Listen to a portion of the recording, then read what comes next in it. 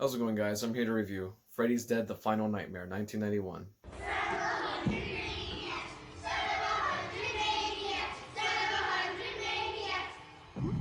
No one understood him. You ready for it, boy? It's time to take your medicine. Thank you, sir. So after the fifth movie, New Line Cinema decided to make another one, but yet the final one, since the last movie got a poor reception in the box office. So they decided to make a final entry, and yeah. So Freddy's Dead: The Final Nightmare. For the first time, it doesn't have any returning characters. Totally different characters, a brand new cast, and of course you have Robert Englund as Freddy Krueger, of course, that we all know and love. I guess I'm assuming the story takes place a few years after the fifth one, and it does not have Alice from the fifth one again. Like I said, no returning characters. Our main character doesn't remember his family, doesn't remember his parents, he doesn't know um, where he came from, really. He doesn't know who he is. So that's why a lot of these characters, at least in the beginning, but a lot of these other characters, when he starts to meet these characters, they refer him as John Doe. That's why he doesn't know anything about himself or his history of the past, but supposedly he's the last child of Elm Street. So Freddy Krueger knows this, so I guess he sent him along to a new area, to a new city or town, so that way Freddy Krueger can stalk and prey new group of kids in their dreams, of course.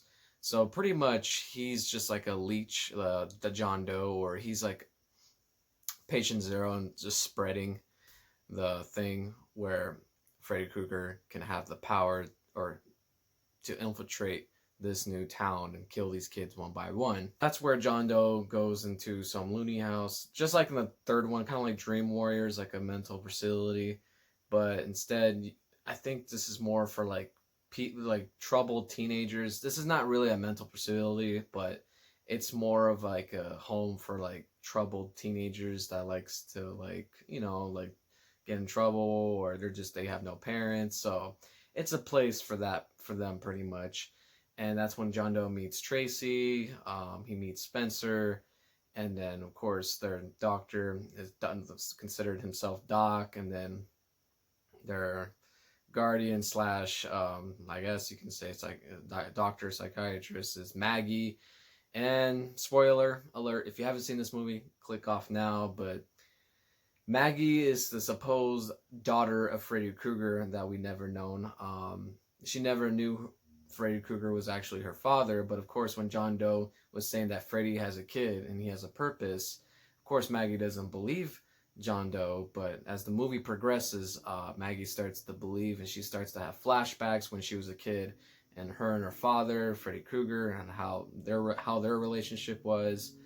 And yes, she just starts finding out the truth for herself, like closely as the movie progresses. And of course, Freddy Krueger, in the meantime, is just killing off these new kids one by one with just the dreams, of course. But yeah, it's up to these group of people to stop Freddy once and for all, because then again, this is the final entry in the franchise, at least in the original timeline, and this is Freddy's Dead: The Final Nightmare, the plot for this movie. So what did I think of this movie? This movie is actually a lot of people hate this movie because it doesn't take itself too seriously and it's too funny, but this is why I kind of like it. It's a guilty pleasure for me. I know this movie's bad, but I still enjoy it. It's entertaining. I kind of like it. Cuz I don't know, take it from here. If you watch these movies, like a whole marathon of it, I think this movie will just feel refreshing because it's so lighthearted, it's fun, and it's so cartoony. It's just like, cuz you'll get tired of the same old like dark, brooding, and like I don't know. Once you watch a whole marathon of it, it gets a little tiring. So it's a nice change if you're just watching a marathon of it. But of course, if you're just watching one serious, dark Nightmare on Elm Street movie, and then a year later, if you watch Freddy's Dead, then yeah, you're probably going to be like, what the hell is going on with this movie? But I actually enjoyed it because it does have some good humorous moments, and it does have a lot of random moments too, which is kind of cringeworthy. Like there's a scene where Spencer's when he's having a nightmare, he's being controlled by Freddy Krueger by a power glove, and Spencer's in the actual video game. And he's just hopping around and has like Looney Tunes theme going on. It's kind of wacky, I'm not gonna lie, but I mean, it's still fun at the end of the day. Every town has an Elm Street.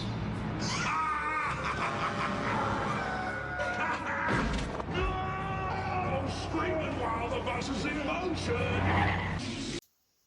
And yes, Maggie's actually played by Lisa Zane. Lisa Zane's actually the sister of Billy Zane. Billy Zane was also in Tales from the Crypt Demon Knight, which is really cool. I didn't know that. But yes, this movie still has some flaws. Some of these new characters are kind of like one-dimensional. The plot is kind of... It's just... The plot's kind of a mess. Some things make sense. Some things doesn't make sense. Freddy Krueger's makeup it just looks worse than the last movie. And some of the so-called kills are just not really that creative or dark. I mean, yeah, it's funny, but that doesn't make it good at the same time.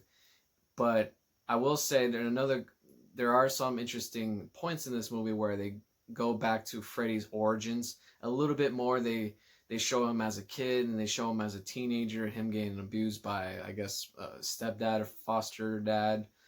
And then it shows him as an adult with his wife and, of course, his daughter, and how he killed the wife in front of Maggie, and how the whole town of Elm Street just pretty much burned him alive. But before he gets burned alive, they also show you of how he made a deal with some dream demons, and the dream demons give him the power of just pretty much killing anyone in people's dreams. That's what makes him who he is, like, because of the dream demons granting him that power. A lot of interesting stuff in this movie, but at the same time, a lot of flawed stuff in this movie, if that makes sense. But overall, I didn't hate this movie. I still enjoyed it for what it is. It's a guilty pleasure. I know it's not a good movie, but then again, it's not a terrible movie. I've seen a lot worse sequels than this, so that's just my personal opinion. If I had to give this movie out of 10, I would give this movie a 6 out of 10. It wasn't that bad, but it wasn't good. I'd rather watch this than The Dream Child, which is the last movie, because The Dream Child to me was terrible. It's my least favorite Nightmare on Elm Street movie, the franchise. So Freddy's Dead felt more refreshing and more entertaining than that, at least. But it is still one of the bad ones in the franchise. So that was my quick review of Freddy's Dead, The Final Nightmare 1991. Please leave a like, subscribe, and leave a comment, and I'll see you guys in the next one. It's gotta be me and him. You want to live? Maggie, watch out!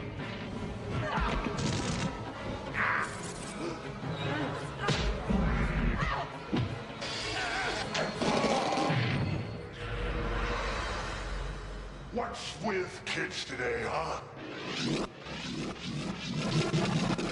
Freddy's Dead, The Final Nightmare. Great graphics. They've saved the best for last.